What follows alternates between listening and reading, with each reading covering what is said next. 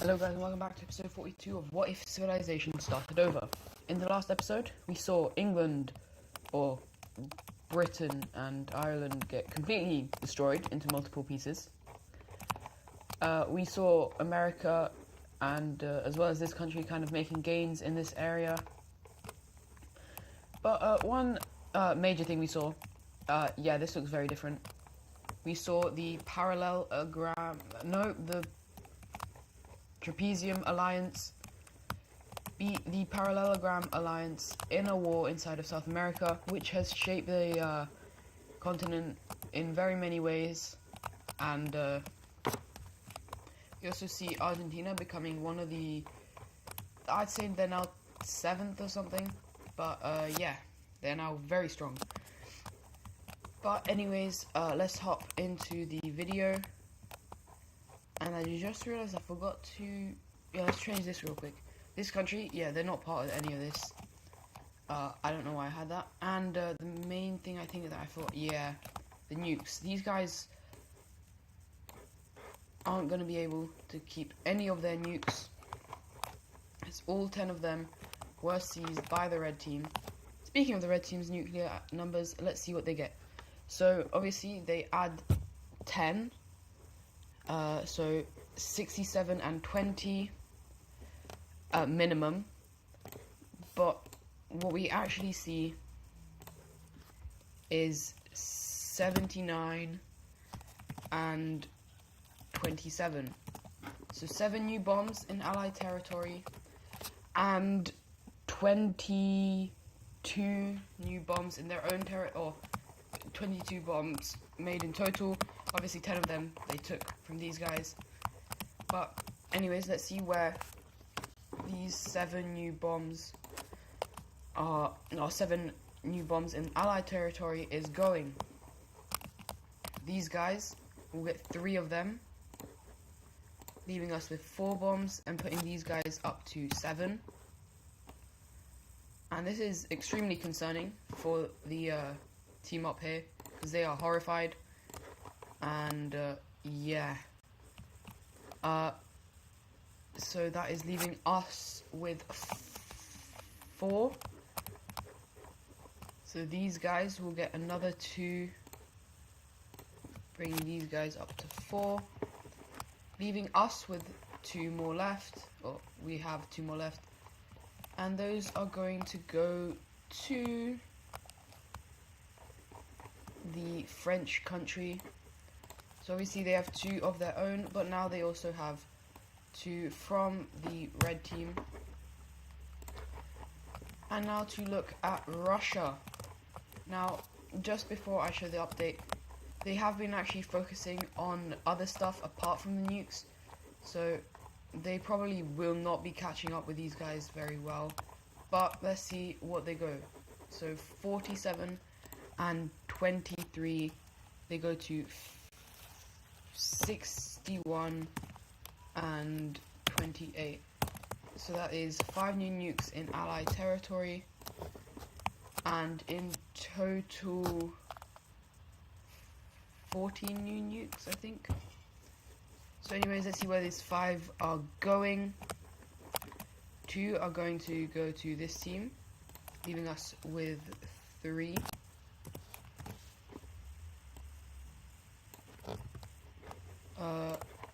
And surprisingly, all 3 of those are actually going to go to Texas, giving them 7. And now for the final update. Obviously, we have China. Now, they haven't been so focused on nuclear expansion, so let's see what they have. 55? 35 new nukes have been made by China. This is incredibly alarming to these guys. How on earth did they just do that?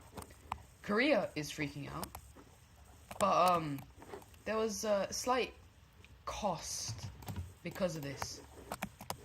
China's economy was it was going up very rapidly, and then they decided to do the nukes, and it slowed down. And after these 35 that's not a good economy. So, anyways, the people in this country, they're like, you know what, screw this, we can't. And so we see the first, that's not a good car. The first parts of the Chinese Empire breaking away. We see all of these northern, not all the way over here, it's a bit smaller, it's like this, all of these northern territories breaking away, with a couple of spots over here. These guys are all for the same kind of government over here. We then also see a purple country down in this area. We see light blue on Taiwan. Ooh, green actually. We see green on Taiwan and on these coastal areas. And we see a dark red over here. And so one of the final revolts we'll see is this kind of bluish country revolting away. And these might not be the only ones, but these are the ones that are going to be currently. So obviously the world is very concerned because these guys, they have a lot of nukes. But they are obviously not going to use them on their own people. But the main thing that the people of, or the other major powers are concerned, what if some of these smaller countries get a hand on these nukes? That would be a big problem. But the red team has someone who can help. Oh yeah, they're friends with the Koreans. So Korea is given loads and loads of troops, and they are just very rapidly rushing into the country. And they go over here and they don't find any nukes in the capital city. So they very quickly just keep like searching out around, but they don't find anything. And so very quickly this land is just gonna be, they're just gonna leave it. And now they're concerned, what if one of these countries have the nukes within their territory? And this is when everyone starts freaking out, even especially the Russians and the red team. They do not want a weaker power having 55 nuclear bombs. And so, but obviously we see the fall of the Chinese Empire quite quickly, as the brown team is going to take quite a large amount. The Koreans do take this area just because they want to expand. We see this country expanding as well as this one. And everyone is constantly wondering, where on earth could these nuclear bombs be? And after even a long time, we see a red team kind of revolting away from the eastern side, taking in the capital city. And eventually these areas start to fight each other. We see the red team taking over these areas, and we actually see Korea landing in Taiwan, trying to see if there's any bombs here. There's not, and so immediately they just kind of leave. But anyways, fighting is going to continue inside of China. They are going to try and call for help for the Circle Alliance, but at this point no one wants to help them, and the Circle Alliance is formally disbanded. And this is not good for China, as the kind of civil war is going to eventually be completed. And so let's look at a peace treaty that I'm going to quickly draw up. We have Korea taking all this land over here, plus a kind of port on the end here. It is not a lot of land, but they still think it will be quite useful, so they managed to make their way and get that land. We see one of the larger kind of countries being formed, being this brown team. which looks something like this, and then their border with the red team will have to be constructed. So I'm going to first kind of draw up what I want the brown team to get, and then add in what the red team is going to get.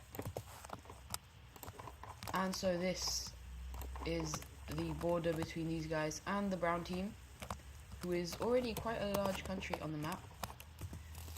We then see that the red team, because of them holding the capital, they are going to gain quite a bit of land out of this rebellion. As I didn't mention it, but this rebellion is kind of just away from these guys. It's not really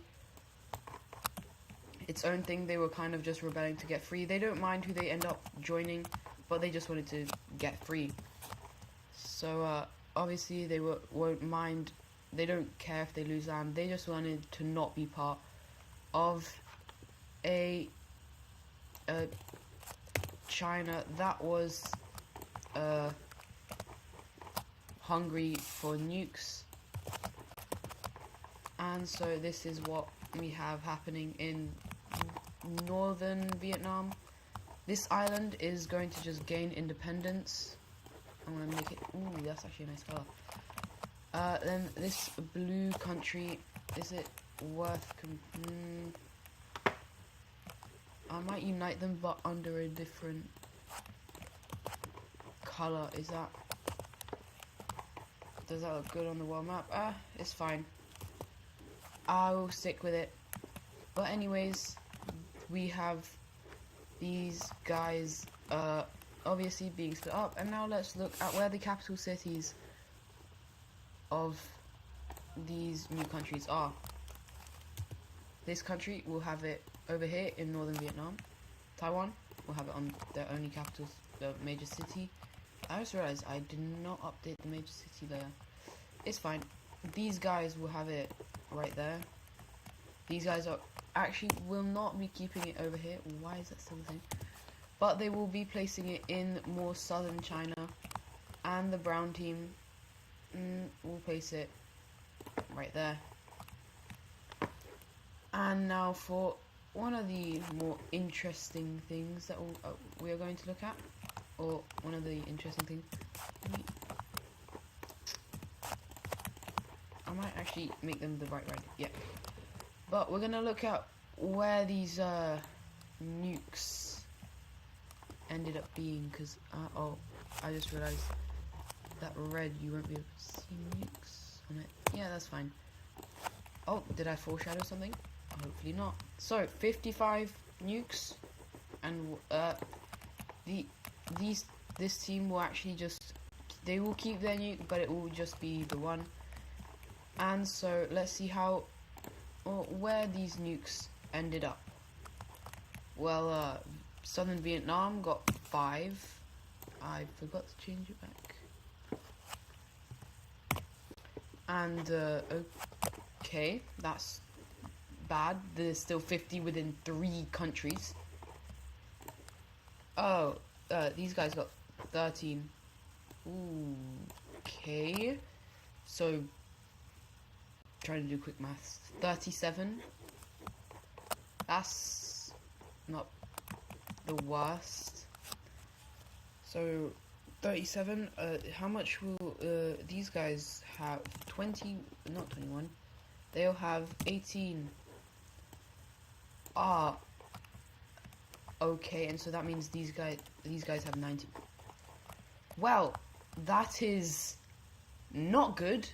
Weak countries. These guys are weak. I'd say the strongest would probably be the brown team, because they have a lot of economic areas. But they could also be the this country. These two are quite weak, and it's extremely concerning that this country has 5. They are very weak. Oh, and Taiwan, yeah, you didn't have any. How sad. But anyways, with the fall of China, everyone is confused and concerned. There are now only 2, like, very strong countries.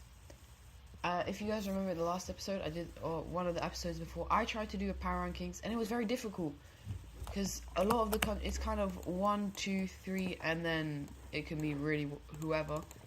But now we've lost that third one, and so there's only 2 major powers in the world, and well, they kind of hate each other, and that hate will be continued as we're gonna look at another proxy war.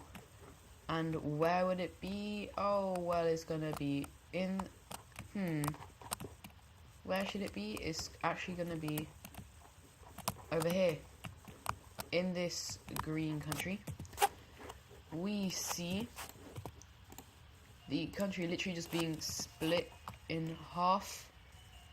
Now, you might be wondering if they're gonna fight back. No, they're not. I don't know why. They just don't fight back. But anyways, hope you guys enjoyed this video, and I'll see you guys in the next one. Well, actually, hold up.